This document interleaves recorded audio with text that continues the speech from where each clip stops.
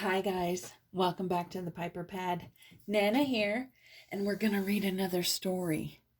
Sofia the First, The Floating Palace, written by Catherine Hapka and illustrated by Grace Lee. Remember we talked about illustrated by. That's the person that drew all the pictures in the story. Sofia the First. Sounds interesting. I'm Sofia, and I love being a princess. For our summer vacations, my family is visiting MERMAID Cove on our boat. It's so big, it's more like a floating palace. Lately, I've been reading about mermaids. Maybe we'll see one at the cove. I hope so, but Dad says mermaids aren't real. My dad, King Roland, is usually right about most things, but he's wrong about mermaids, because when I go onto the deck of our floating palace, there she is, a real live mermaid. Help, the mermaid cries. Oh no, she's tangled in a net.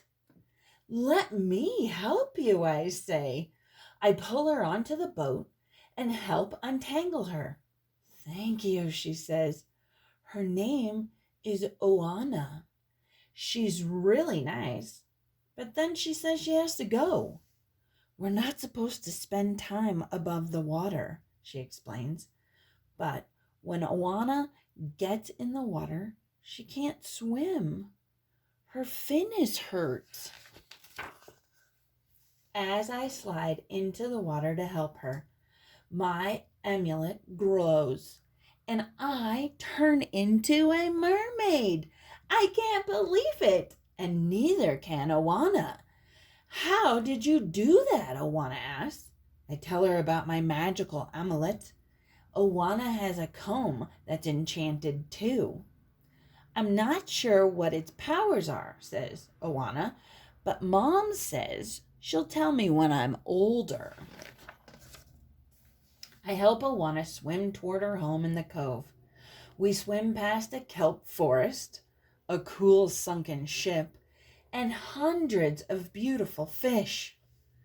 When we get near Oana's home, I meet her friend, Sven, the seahorse, and her big sister, Cora.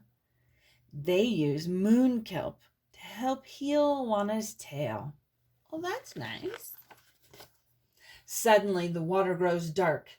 It's our floating palace stopping above us. Then we hear Oana's mom calling her and Cora home. Oana's mom is the mermaid queen. I'm so glad you're safe, she exclaims. A human vessel is in the cove, and humans are dangerous. But I'm not dangerous, and neither is my family. Queen Emmeline doesn't know that, though. And she wants to use her magic trident to create a powerful storm, one that could blow the floating palace out of the cove, or maybe even sink it.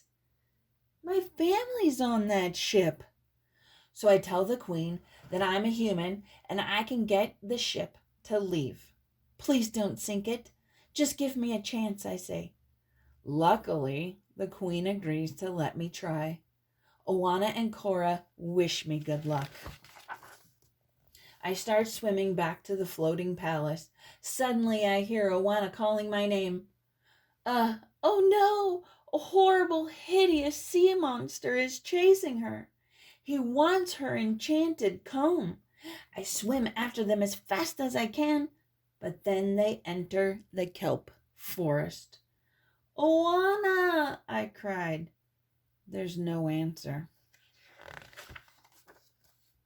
I rush back to tell the Queen Emmeline what happened, and she tells me I have till sundown to rescue Oana. The Queen says if I can't, she'll sink the floating palace. I swim back to the floating palace. I need help, but my family doesn't believe in mermaids. So I gather some friends who do believe. Sven, Clover, and a seagull named Farley. Finally, we find Oana. The sea monster has her trapped, and he's about to steal her enchanted comb. I try to stop him, but he's very powerful. He almost captures me, too. Oh no! Queen Emmeline is starting loud thunder over the cove. I need to rescue Oana before her mom sinks my family's ship. I don't know what to do. Your necklace is glowing, Sven tells me. When we dive underwater, Princess Ariel appears. My amulet brought her to help. So I tell Ariel about Oana. I tried to save her, but you need more help, Ariel says. She tells me that humans and mermaids both love their families, and if we just work together. Now I know what to do. Sven and I find Cora and tell her about the sea monster. He's after Oana's comb, I explain. The only way to save her is for us to work together. So Cora and I come up with a plan. Sven, Farley, and Clover help too. I have to sneak onto the boat where the sea monster has Oana trapped. I get there just as he's about to cast a spell to grab Oana's comb. But I snatched it right out of his hand. Give me the comb, and I'll let your mermaid friend go, the sea monster says. What if I don't? I say. Then I'll cast a spell on you and make you disappear. I step in front of Oana's cage. Then I toss the comb overboard, where Cora is waiting to catch it. No, you don't, the sea monster howls. He flicks his wand at me. But I jump out of the way. Instead of making me disappear, he makes Oana's cage vanish. Ooh, that was a smart one. Oana's free, but the sea monster is furious. He points his wand at us. You won't trick me again, he warns. Suddenly, Farley flies over the sea monster and drops Clover right on top of him. Then Farley swoops down and grabs his wand.